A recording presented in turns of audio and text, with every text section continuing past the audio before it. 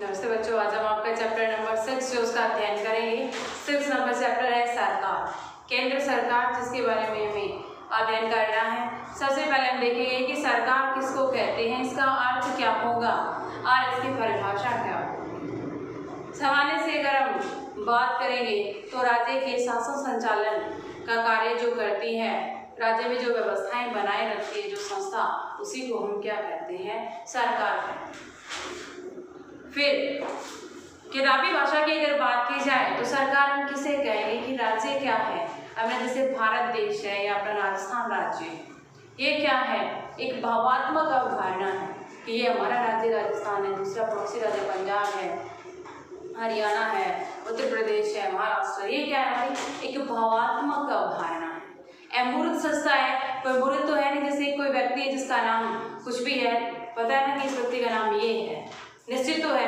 और उसी तरह से क्या है, राज्य क्या है, एक भावात्मक अवधारणा है और अमूर्त और अदृश्य संस्था होती है। राज्य क्या है, भावात्मक अवधारणा, अमूर्त और अदृश्य संस्था है। जो संस्था इसे मूर्त रूप प्रदान करती है, राज्य को जो मूर्त रूप प्रदान करती है, उसी को हम क्या कहते हैं, सरकार कहते हैं। जैसे राजस्थान है, राजस्थान का क्षेत्रफल आ गया। क्षेत्रफल के बाद में जैसे कहा जाए कि राजस्थान का शासन संचालन कौन कर रहा है, सरकार के माध्यम से किया जा रहा है शासन संचालन। तो राज्य क्या है, एक भावात्मक अवधारणा और अदृश्य व मूर्त संस्था है। इसे मूर्त रूप प्रदान करती है जो संस्था, उसी को हम सरकार कहते हैं। सरकार वह संस्था है जिसके द्वारा कि राज्य की जनता की सामूहिक जो शक्ति होती है, बहुत मत जो होता है राज्य का, राज्य के बहुमत के अनुसार ही राज्य की जनता की सरकार जो वो बनती है। इसके बाद आ जाते हैं गार्डन, राज्य की परिभाषा क्या होगी। गार्डन के अनुसार सरकार वह अभिकरण या मशीन है। सरकार को क्या मानते हैं, वह अभिकरण या मशीन मानते हैं। जिस तरह से हम पंखा है, जिससे हम हवा ले रहे हैं, इसका कनेक्शन किससे है, बिजली से है या बैटरी से है, इन्वर्टर से है। बटन जैसे हम दबाएंगे वैसे उसकी ताड़ियाँ जो घूमेंगे, घूमने से क्या आएगी, हवा आएगी। तो वह क्या है, एक मशीन और एक उपकरण है। तो उसी तरह से सरकार वह अभिकरण या मशीन है जिसके द्वारा राज्य की नीतियाँ निर्धारित की जाती हैं। यानी जो भी राज्य है उसकी क्या की जाएगी, नीतियों का निर्धारण किया जाएगा। सामान्य मामलों को नियमित किया जाता है, या जो भी सामान्य जो मामले होंगे उनको क्या किया जाएगा, नियमित किया जाता है, तथा सामान्य हितों को उन्नत किया जाता है। यानी लोगों की इच्छाओं के हिसाब से कानून जो वो बनाए जाते हैं, सबको समानता का अधिकार मिले, सबको न्याय मिले, सब लोग जो है स्वतंत्र हो, ऐसी नीतियाँ और राज्य का प्रशासन ठीक तरीके से चलता रहे, ऐसा जो शासन संचालन का कार्य करती है, उसे हम क्या कहते हैं, सरकार उसको कहा जाता है। नेक्स्ट आ जाएगा सरकार के अंग। सरकार के अंगों की बात करें तो सरकार के अंग होते हैं 3, कार्यपालिका, व्यवस्थापिका और न्यायपालिका। अब आ जाएंगे सरकार के अंग।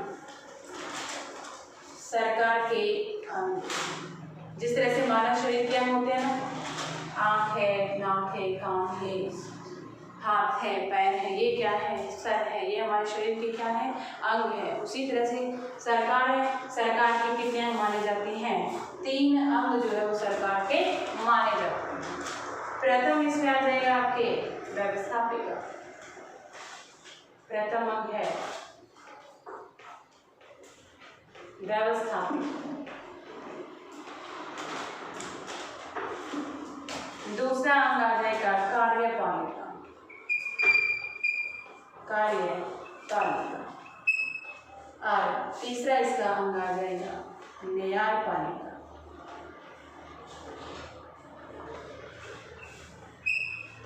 न्यायपालिका। सरकार के समान तुमने कितने अंग माने, 3 अंग जो है सरकार के होते हैं।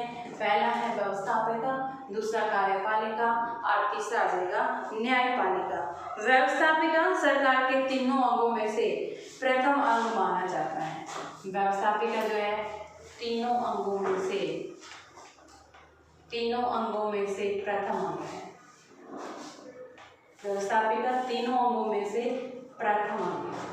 यानी सबसे पहले क्या है, व्यवस्था बनानी है, कोई व्यवस्था बना ली, उसके बाद हम क्या करेंगे, उसको लागू करेंगे। कार्यपालिका उसको लागू करने का कार्य करती है और न्यायपालिका न्याय दिलाने का कार्य करती है।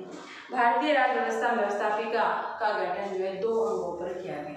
अब जो ये व्यवस्थापिका है इसका गठन कितने अंगों पर किया गया है, 2 अंगों पर जो है इसका विभाजन किया गया। इसके 2 अंग हैं, कौन कौन से। पहला आ जाएगा इसका अंग राज्य आ जाएगा, यानी 2 सूत्रों में होती है संघीय और राज्य व्यवस्था। पहली आ जाएगी संघीय व्यवस्था, संघीय व्यवस्था, संघीय, और दूसरी आ जाएगी राज्य। यानी केंद्र में सरकार अलग है और राज्य में भी क्या है, सरकार अलग होगी। व्यवस्थापिका क्या होगी, अलग अलग होगी। संविधान में संघीय व्यवस्थापिका को जो है संसद कहा जाता है। संघीय व्यवस्थापिका जिसको हम क्या कहते हैं, संसद इसको कहते हैं। इसको हम क्या कहते हैं, विधानमंडल, विधानमंडल। व्यवस्थापिका की बात हो रही है तो यहाँ संघीय राज्य व्यवस्था है उसको हम कहेंगे संसद, और यहाँ क्या आ जाएगा, विधानमंडल। फिर आगे आ जाते हैं संसद के भी आ जाते हैं 3 अंग। पहला आ जाएगा राष्ट्रपति, राष्ट्रपति, लोकसभा और आ जाएगा राज्यसभा। ये आ जाएगी व्यवस्थापिका। संघीय व्यवस्थापिका तो हम इसमें केंद्र सरकार का अध्ययन करेंगे। संघ की व्यवस्थापिका का, संघ की व्यवस्थापिका में आ जाती है संसद, संसद में राष्ट्रपति, लोकसभा और राज्यसभा जो है वो आ जाती है। संविधान के अनुच्छेद 79 के द्वारा व्यवस्था की गई है भारतीय संघ की एक संसद होगी। संसद की बात जो है कौन से अनुच्छेद में की गई है, इन्हें लिख लेंगे अनुच्छेद, संविधान का अनुच्छेद जो है 79, उसमें एक व्यवस्था की गई है कि भारत सरकार को चलाने के लिए क्या होगी, एक संसद होगी जिसमें राष्ट्रपति, लोकसभा और राज्यसभा के लोग होंगे, जिसका निर्माण राष्ट्रपति और 2 सदन, यानी ये आ गया आपके प्रथम सदन और ये आ गया आपके द्वितीय सदन। तो राष्ट्रपति, लोकसभा यानी प्रथम सदन, राज्यसभा यानी द्वितीय सदन से इसका निर्माण होगा। इस प्रकार राष्ट्रपति, लोकसभा और राज्यसभा तीनों का संयुक्त नाम क्या है, यानी राष्ट्रपति, इस तरह से राष्ट्रपति, राष्ट्रपति, लोकसभा, लोकसभा, राज्यसभा, राज्यसभा, तीनों का संयुक्त नाम क्या है, संसद। तीनों को संयुक्त रूप से हम क्या कहते हैं, संसद। क्वेश्चन आ सकता है सरकार किसे कहते हैं, सरकार किसे कहेंगे कि राज्य क्या है, भावात्मक अवधारणा है, अमूर्त और अदृश्य संस्था है, जिसको मूर्त रूप प्रदान करने वाली संस्था को हम जो सरकार कहेंगे। सरकार के अंग कितने आ जाएंगे, 3 आ जाएंगे, व्यवस्थापिका, कार्यपालिका और न्यायपालिका। व्यवस्थापिका की बात करेंगे तो व्यवस्थापिका क्या है, प्रथम अंग जो है सरकार का माने जाती है। व्यवस्थापिका के कितने प्रकार हैं, 2, एक आ जाएगी संघीय यानी जो केंद्र में, और दूसरी आ जाएगी राज्य व्यवस्था। संघीय व्यवस्था, संघीय व्यवस्था को आगे हम फिर जो है कई भागों में बांटेंगे। संघीय व्यवस्था आगे चल करके किस नाम से जानी जाएगी, संसद। फिर आ जाती है संसद, संसद में कौन कौन शामिल होगा, राष्ट्रपति, लोकसभा और राज्यसभा के सदस्य, इनके संयुक्त संगठन को हम क्या कहते हैं, संसद नाम दिया गया है। अब आ जाती है इसका जो लोकप्रिय प्रमुख जो सदन है संसद का, कौन सा है, लोकसभा। तो सबसे पहले हम देखेंगे लोकसभा के सदस्यों का निर्वाचन। सबसे पहले आ जाती है लोकसभा का गठन, लोकसभा का गठन।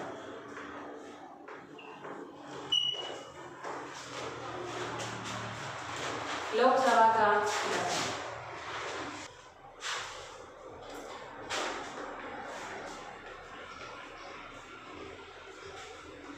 इनमें सबसे पहले हम देखेंगे सदस्यों की संख्या। लोकसभा के गठन में सबसे पहला पॉइंट आ जाता है सदस्यों की संख्या। सदस्यों की संख्या कि कितने लोग होंगे लोकसभा के अंदर, कितने लोगों को मनोनीत किया जाएगा और कितने लोग चुन करके आएंगे। मूल संविधान में लोकसभा के सदस्यों की संख्या जो है 500 दी गई है। मूल संविधान में कितनी संख्या दी गई है? मूल संविधान में 500 सदस्य। जब संविधान में कौन ने संविधान लिखा था, उस मूल संविधान में कितने सदस्य लिखे थे? ये सदस्य कितने होने चाहिए? 500 ही सदस्य होने चाहिए। इसके बाद में समय समय पर इसमें वृद्धि की गई और अब गोवा, दमन, द्वीप और पुनर्गठन आयोग के द्वारा गोवा, दमन, द्वीप पुनर्गठन आयोग के द्वारा सदस्यों की संख्या कितनी निश्चित कर दी गई है? अधिनियम, पुनर्गठन अधिनियम 1987, पुनर्गठन अधिनियम 1987, जिसके अनुसार जो है निश्चित कर दिया गया कि अधिकतम लोकसभा की सीटें कितनी होंगी? अधिकतम सीटें 552 होंगी। अधिकतम सदस्य संख्या कितनी होगी? 552, जिनमें राज्यों से चुने जाएंगे, राज्यों से चुने जाएंगे सदस्य 530। केंद्र शासित प्रदेशों से चुने जाएंगे 20 सदस्य। राष्ट्रपति के द्वारा मनोनीत किए जाएंगे 2 सदस्य। राष्ट्रपति के द्वारा मनोनीत 2 सदस्य, और वो भी कौन से? एंग्लो इंडियन, यानी अंग्रेज या आंग्ल भारतीय, जिसको आप लिख सकते हैं आंग्ल भारतीय सदस्य। अंग्रेज जो भारत में ही आकर के रहने लगे, उन्हें उचित जो प्रतिनिधित्व देने के लिए राष्ट्रपति के द्वारा 2 सदस्य उनको मनोनीत किया जाता है। तो अधिकतम 530 सदस्य आ जाएंगे विभिन्न राज्यों से, और केंद्र शासित प्रदेशों से 20 सदस्य और 2 सदस्य राष्ट्रपति के द्वारा मनोनीत कर दिए जाते हैं। दूसरा रहता है निर्वाचन। ये तो थे सदस्य, अब आ जाएगा इनका निर्वाचन कैसे होगा। निर्वाचन, सदस्यों का निर्वाचन दूसरा पॉइंट है। सदस्यों को चुना कैसे जाता है? सदस्यों को, लोकसभा सदस्यों को चुनाव करने के लिए वयस्क मताधिकार का प्रयोग किया जाता है। वयस्क मताधिकार किसे कहते हैं? वयस्क मताधिकार 18 वर्ष पूर्ण नागरिकों के द्वारा, 18 वर्ष पूर्ण नागरिकों के द्वारा, यानी जिसमें वोटर लिस्ट में उसका नाम जुड़ा होना चाहिए। ऐसा नहीं कि सीधे 18 वर्ष का हो गया वोट दे देगा, नहीं। वोटर लिस्ट में जिसका नाम जुड़ा होगा और उसकी आयु कम से कम कितनी होगी? 18 वर्ष आयु का पूर्ण कर चुका हो। जिससे आयु प्राप्त व्यक्ति को वयस्क मताधिकार, जो वयस्क माना जाता है। लोकसभा के सभी निर्वाचन क्षेत्र जो है उसमें एकल सदस्य निर्वाचन, एकल सदस्य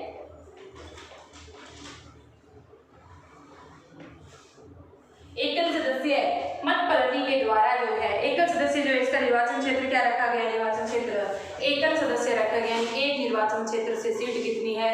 एक ही सीट है। कैंडिडेट से कितने खड़े हो, लेकिन जीतना कौन चाहिए? एक ही व्यक्ति को जीतना चाहिए। तो वयस्क किसको मानेंगे? 18 वर्ष पूर्ण कर चुका जो व्यक्ति है उसको हम वयस्क मानेंगे। और सभी जगह एकल सदस्य जो निर्वाचन क्षेत्र को रखा गया। अब आ जाती है सदस्यों की योग्यता। तीसरा पॉइंट आ जाएगा सदस्यों की योग्यता। सदस्यों की योग्यता,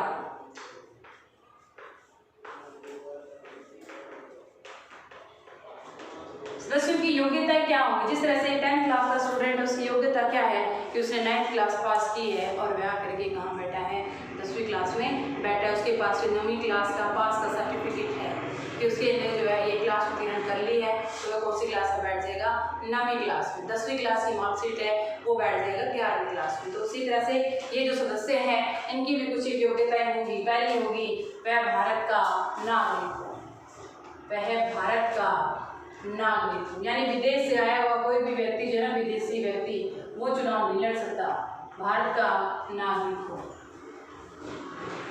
आयु 25 वर्ष पूर्ण कर चुका हो, आयु 25 वर्ष पूर्ण कर चुका हो, भारत का नागरिक होना चाहिए, पहली बात। दूसरी बात, उसकी आयु कितनी होनी चाहिए, 25 वर्ष जो है वह आयु पूर्ण कर चुका हो, भारत सरकार या राज्य सरकार द्वारा लाभ के पद पर नहीं हो, भारत सरकार या राज्य सरकार द्वारा, राज्य सरकार के तहत लाभ के पद पर नहीं हो, लाभ के पद पर नहीं।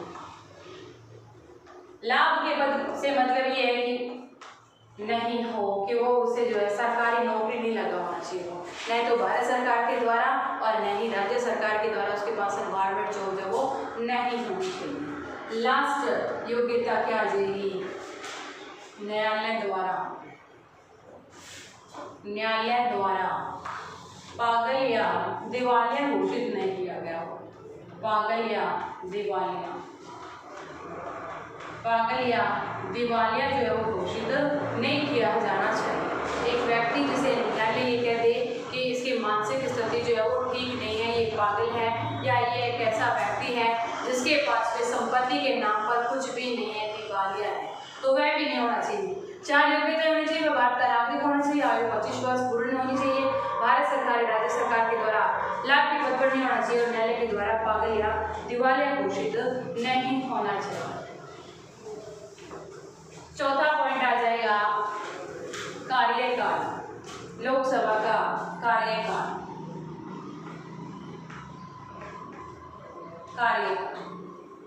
कार्यकाल लोकसभा का कार्यकाल सामान्यतः 5 वर्ष होता है। लोकसभा का कार्यकाल 5 वर्ष होता है, लेकिन निश्चित वैसे 5 वर्ष है। अगर विश्वास मत में सरकार है तो 5 वर्ष, अगर विश्वास मत में सरकार नहीं है तो क्या हो जाएगा कि सरकार पहले ही जो है गिर जाती है, तो फिर से जो है लोकसभा के चुनाव करवाने पड़ सकते हैं। और समय से पूर्व भी इसको जो है प्रधानमंत्री की सिफारिश पर जो राष्ट्रपति भंग कर सकता है, और अब तक ऐसा जो है 9 बार हो चुका है, अब तक 9 बार ऐसा हो चुका है। समय से पूर्व लोकसभा भंग हो चुकी है, यानी कार्यकाल कितना रहता है 5 वर्ष का, और 5 वर्ष से पूर्व भी जो है राष्ट्रपति से भंग कर सकता है। राष्ट्रपति प्रधानमंत्री की सिफारिश पर, प्रधानमंत्री की सिफारिश पर समय से पूर्व भी इसे भंग कर सकता है। भंग करने का अधिकार किसके पास में, राष्ट्रपति के, लेकिन इसकी अनुमति या इससे संबंधित जो भी दस्तावेज होंगे कौन प्रस्तुत करेगा, प्रधानमंत्री के द्वारा प्रस्तुत किए जाएंगे। अब आ जाती है 5वें पॉइंट पे, अधिवेशन। 5वां पॉइंट आपका है अधिवेशन, अधिवेशन। अधिवेशन कि जब लोकसभा और राज्यसभा का अधिवेशन राष्ट्रपति के द्वारा ही बुलाए जाते हैं, और संयुक्त अधिवेशन को जो है पहले संबोधित किया जाता है, और लोकसभा की 2 बैठकों के मध्य 6 महीने का अंतर होना चाहिए। अधिवेशन राष्ट्रपति के द्वारा बुलाए जाते हैं, राष्ट्रपति के द्वारा बुलाए जाते हैं। अधिवेशन जो है वो किसके द्वारा बुलाए जाते हैं, राष्ट्रपति द्वारा बुलाए जाते हैं, और राष्ट्रपति के द्वारा ही उनको स्थगित किया जाता है। लोकसभा की 2 बैठकों के मध्य लोकसभा के 2 अधिवेशनों के मध्य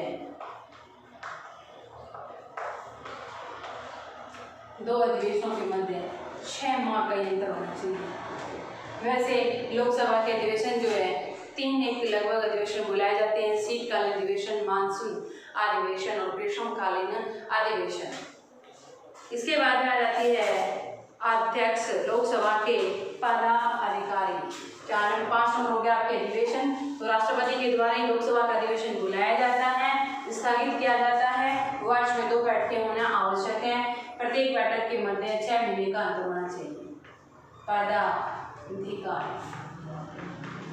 पदाधिकारी कितने होते हैं? 2। एक होगा अध्यक्ष व दूसरा होगा उपाध्यक्ष। 2 पदाधिकारी होते हैं, एक होता है अध्यक्ष और दूसरा होता है उपाध्यक्ष। अध्यक्ष और उपाध्यक्ष का चुनाव चुने हुए जो सदस्य है वो अपने में ही कर लेते हैं। इनका कार्यकाल होता है 5 वर्ष। 5 वर्ष जो है इनका कार्यकाल होता है। 5-5 वर्ष के लिए ये सदस्य जो होंगे वो अपने में से ही इनको चुन लेते हैं। फिर लोकसभा अध्यक्ष जब चुन लिया जाता है तो सदन की कार्रवाई जो वो शुरू कर ली जाती है। लोकसभा के तत्कालीन सदस्यों के बहुमत से विस्तार से प्रस्ताव होता है, परंतु इस प्रकार की कोई प्रस्ताव लोकसभा में तभी पेश होगा जब किसी प्रकार के प्रस्ताव पेश करने के लिए 14 दिन की पूर्व सूचना दी गई। यानी अध्यक्ष और उपाध्यक्ष जो है वो बनाते सदस्य अपने में से ही है, लेकिन फिर सदस्य उनको जो है हटा भी सकते हैं, लेकिन इसके लिए उसे 14 दिन पहले का जो है नोटिस देना पड़ेगा कि 14 दिन पहले उन्हें बताना पड़ेगा कि हम आपको आपके पद से हटा रहे हैं विद कारण। अब आ जाते हैं लोकसभा अध्यक्ष के कार्य। ये तो था लोकसभा का गठन, संरचना, जिसके हमने 6 पॉइंटों का अध्ययन किया। सदस्यों की संख्या, सदस्यों का निर्वाचन, फिर उनकी योग्यता, अधिवेशन, कार्यकाल और पदाधिकार। अब आ जाते हैं लोकसभा अध्यक्ष के कार्य। लोकसभा अध्यक्ष के कार्य। लोकसभा अध्यक्ष के कार्य क्या होंगे? पहला कार्य क्या होगा? सदन में शांति व्यवस्था स्थापित करना। सदन में शांति व्यवस्था स्थापित करना। सबसे पहला कार्य क्या होता है कि सदन में वह आया और शांति व्यवस्था उसने स्थापित की। शांति व्यवस्था स्थापित होनी चाहिए। सभी बैठकों की अध्यक्षता करता है। दूसरा रहेगा सभी बैठकों की अध्यक्षता करता है। सभी बैठकों की अध्यक्षता करता है। जो भी बैठक होगी सदन की शांति व्यवस्था बनाए रखेगा और सभी बैठकों में जो है अध्यक्षता करेगा। कार्यक्रम व कार्यवाहियों का संचालन। कार्यक्रम व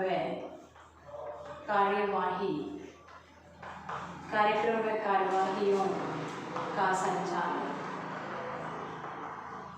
कार्यक्रम व कार्यवाहियों का संचालन इसके द्वारा किया जाता है। कौन से कार्यक्रम निश्चित है, कौन से कार्यक्रम पे बात होनी है, किस विधेयक को जो पारित करना है, किस विधेयक पर चर्चा होगी, ये सभी कार्य लोकसभा अध्यक्ष के द्वारा होते हैं। वह कुछ समितियों का पदेन सभापति होता है। वह कुछ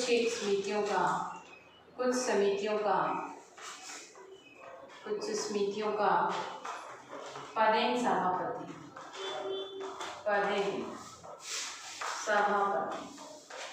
जैसे आ जाती है पार्वण समिति। पार्वण समिति एक ऐसी समिति को हम कहते हैं जो अस्थायी बनियों कोई कानून जैसे बना रहे हैं तो उसके लिए क्या कुछ नए नियम लागू करने या टैक्स लागू करना, तो अस्थायी जो समिति होगी उसको क्या कहा जाएगा? पार्वण समिति उसको कहा जाएगा। और पार्वण समिति का अध्यक्ष भी कौन होता है? लोकसभा अध्यक्ष ही होता है। कोई विधेयक धन विधेयक है या नहीं, इसके ऊपर निर्णय लेता है। कोई विधेयक धन विधेयक है या नहीं, कोई विधेयक धन विधेयक है या नहीं, उस पर निर्णय देता है।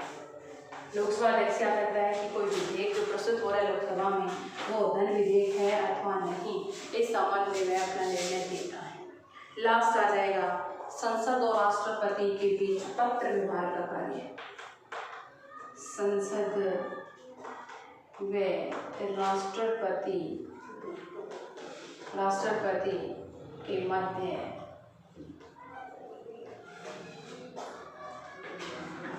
पत्र व्यवहार। लोकसभा अध्यक्ष क्या करता है, राष्ट्रपति और संसद के बीच में सारा पत्र व्यवहार का जितना भी कार्य होगा वो वाला कार्य कौन करता है, राष्ट्रपति के द्वारा ही किया, ये संसद के अध्यक्ष के द्वारा ये कार्य किया जाता है। अब आ जाता है लोकसभा की शक्तियाँ।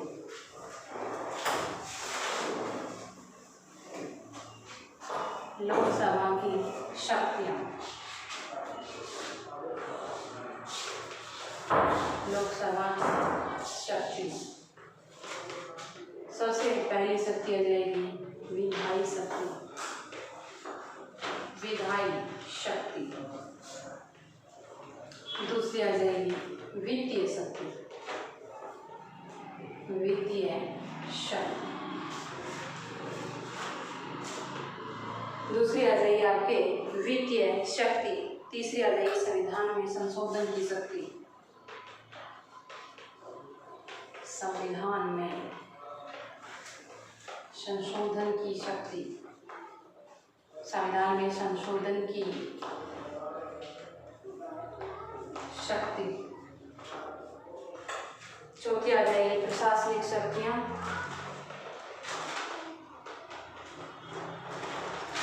प्रशासनिक शक्तियाँ। चौथी आ जाएगी आपके प्रशासनिक शक्तियाँ, निर्वाचन संबंधी शक्ति, निर्वाचन संबंधी शक्ति। लास्ट आ जाएगी विविध शक्तियाँ, विविध शक्तियाँ। सबसे पहले हम बात करेंगे विधायी शक्ति। तो संसद के द्वारा, लोकसभा के द्वारा यह निश्चित किया जाता है कि कोई विधेयक जो है धन विधेयक है अथवा नहीं, और विधायी शक्ति के तहत क्या रहेगा, धन विधेयक। धन विधेयक सबसे पहले कहाँ प्रस्तावित किया जाता है, लोकसभा के अंदर ही प्रस्तावित किया जाता है। लोकसभा के द्वारा ही उसे जो है पारित किया जाता है। राज्यसभा इसे अपने पास 14 दिन तक रख सकती है। 14 दिन से पहले अगर वह दे देती है कुछ सुझावों के साथ में, तो सुझाव जो है वो लोकसभा माने या नहीं माने, ये किसके ऊपर निर्भर करता है, लोकसभा के सदस्यों के ऊपर। और अंतिम जो निर्णय होगा धन विधेयक के ऊपर वो किसका होगा, लोकसभा का ही होगा। यानी राज्यसभा की तुलना में लोकसभा को यह निर्णय देना होगा, या निर्णय जो उसका प्रभावी होगा कि कोई विधेयक धन विधेयक है अथवा नहीं, कौन से टैक्स लगाने हैं कौन से नहीं लगाने, इसके ऊपर अंतिम निर्णय किसके द्वारा दिया जाता है, लोकसभा के द्वारा। फिर दूसरा आता है वित्तीय। विधायी शक्ति में थोड़े लिखेंगे कोई भी विधेयक जो होगा वो यहाँ प्रस्तुत जो है वो किया जाएगा। किसी भी प्रकार का कोई विधेयक पर अंतिम निर्णय किसका होगा, इसी का होगा। धन विधेयक से संबंधित आ जाएगा वित्त संबंधी शक्ति के। और फिर आ जाता है तीसरा आपके संविधान में संशोधन की शक्ति, संविधान में संशोधन की शक्ति। संविधान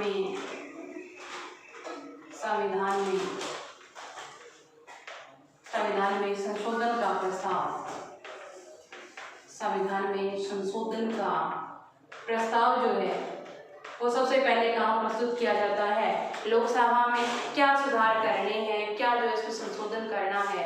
हमारा संविधान क्या लिखित और लचीला संविधान है, कठोरता लिए हुए नहीं है इतना कि हम उसको बदल नहीं सकते, बदल सकते हैं। तो ये शक्ति किसके पास में प्राप्त है, लोकसभा के सदस्यों के पास में।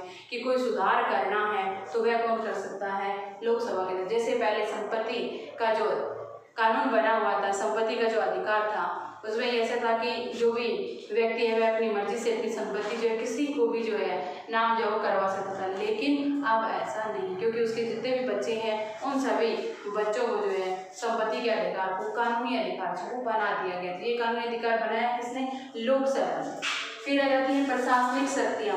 तो प्रशासन से संबंधित जो भी कार्य होता है, संघीय कार्यपालिका यानी मंत्रिमंडल जो होंगे वो सामूहिक रूप से किसके प्रति उत्तरदायी रहते हैं?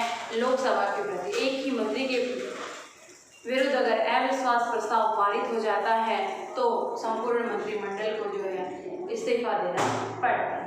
फिर निर्वाचन संबंधी अधिकारों की बात करेंगे तो निर्वाचन संबंधी अधिकारों में आ जाएगा अनुच्छेद 54 के तहत, अनुच्छेद 54 के तहत राष्ट्रपति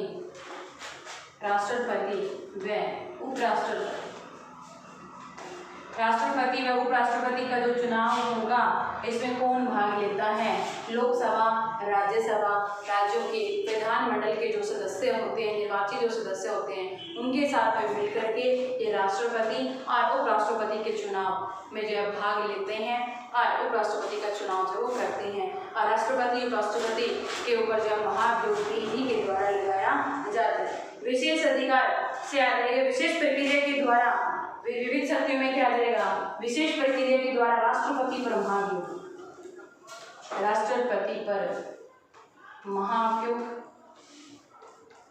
राष्ट्रपति पर महाभियोग जो है कहाँ लगेगा? लोकसभा के अंदर जो राष्ट्रपति के ऊपर ऐसे कदाचार होने पर किसी भी राष्ट्रपति के खिलाफ अगर कार्रवाई होगी तो उससे संबंधित 14 दिन पहले जो प्रस्ताव जो है पारित करके एक नोटिस जो राष्ट्रपति को दे दिया जाएगा। उसके बाद में जो है लोकसभा में उसके विषय से संबंधित जो है जो भी कार्य करने होंगे, विषय संबंधित जो भी इसके ऊपर जो भी इल्जाम लगे हैं वह जाकर के सुनवाई कहाँ पर होगी? लोकसभा के अंदर होगी। फिर अन्य कार्य क्या होगा? आपातकाल की घोषणा। आपातकाल की घोषणा जब की जाती है राष्ट्रपति के द्वारा तो आपातकाल लागू करने की शक्ति किसके पास प्राप्त है? एक विधेयक पास करके 6 महीने तक जो है जो भी राष्ट्रपति आपातकाल घोषित करता है तो उसके लिए उसे लोकसभा से अनुमति लेनी पड़ती है। तो ये तो था लोकसभा का गठन और लोकसभा की शक्तियाँ। लोकसभा के गठन में हमने देखा, रचना में हमने देखा कि सदस्यों की संख्या आ गई, फिर निर्वाचन, योग्यता आ गई, कार्यकाल आ गया, अधिवेशन, पदाधिकारी आ गई। लोकसभा की शक्तियाँ देखी, लोकसभा की शक्तियाँ में विधायी शक्ति यानी कानून निर्माण की शक्ति आ जाएगी। आपकी कौन सी शक्ति है? कानून निर्माण की शक्ति है। कानून निर्माण का अधिकार किसे प्राप्त है? लोकसभा को। कानून 3 बार निर्मित होता है, संघ सूची, राज्य सूची और आ जाएगी तीसरी आपके समवर्ती सूची। इन सूचियों के ऊपर जो है कानून किस के ऊपर बनाए जाएंगे? लोकसभा के द्वारा। संघ सूची और समवर्ती सूची में जो कानून बनाए जाएंगे वो किसके द्वारा बनाए जाएंगे? लोकसभा के द्वारा। वित्तीय शक्तियों में आ जाएगा धन विधेयक से संबंधित जो भी अंतिम निर्णय जो होगा वो किसका होगा? लोकसभा का। संविधान में प्रस्ताव के द्वारा जो संशोधन किसके द्वारा किया जाएगा? लोकसभा के द्वारा। प्रशासनिक शक्तियों में जो भी मंत्रिपरिषद है, अगर एक ही मंत्री के प्रति अविश्वास प्रस्ताव अगर पारित हो जाता है तो संपूर्ण मंत्रिमंडल को इस्तीफा देना पड़ता है। निर्वाचन संबंधित शक्तियों में आ जाएगा कि संविधान के अनुच्छेद 54 के तहत राष्ट्रपति उपराष्ट्रपति का जो चुनाव होगा उसमें लोकसभा, राज्यसभा, राज्य के विधानमंडल के निर्वाचित जो सदस्य होंगे उनके साथ में मिलकर के राष्ट्रपति और उपराष्ट्रपति का चुनाव उनके द्वारा किया जाएगा। फिर विविध शक्तियाँ जिनमें राष्ट्रपति प्रभाव योग लगा सकते हैं लोकसभा में, और दूसरा आपातकाल की जब घोषणा हो देश के अंदर तो उस समय क्या होगा? आपातकाल से विधेयक जो होगा वो 6 महीने के अंदर जो है संसद में पारित करवाना होगा। अब आ जाता है आपका होमवर्क, गृह कार्य।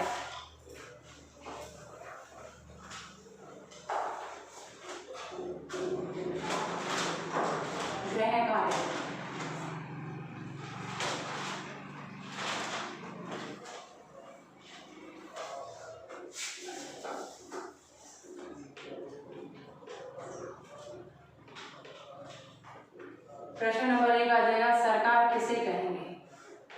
प्रश्न नंबर 1 है, सरकार किसे कहते हैं? सरकार किसे कहते हैं? प्रश्न नंबर आ जाएगा 2,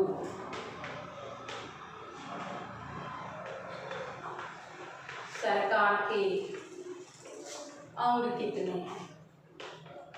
सरकार के अंग कितने हैं? तीनों अंगों का जो है नाम लिखना है। फिर आ जाएगा नंबर 2, 3 प्रश्न आ जाएगा, व्यवस्थापिका के 2 अंग कौन से हैं? व्यवस्थापिका के 2 अंग कौन से हैं?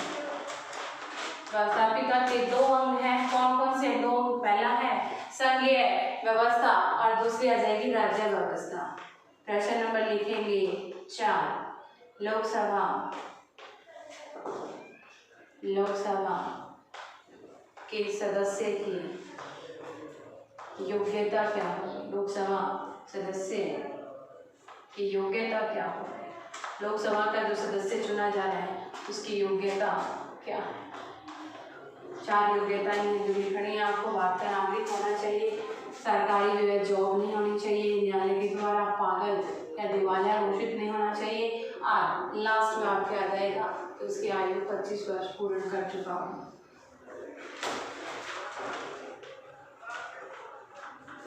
लोकसभा अध्यक्ष के 2 कार्य। लोकसभा जो अध्यक्ष है उसके 2 कार्य कौन से? प्रमुख 2 कार्य लिखिए। ये तो था आपका ये चैप्टर जिसका पार्ट फर्स्ट हमने किया। नेक्स्ट पार्ट में हम अध्ययन करेंगे कार्यपालिका का। आज के लिए बस इतना ही। Thank you.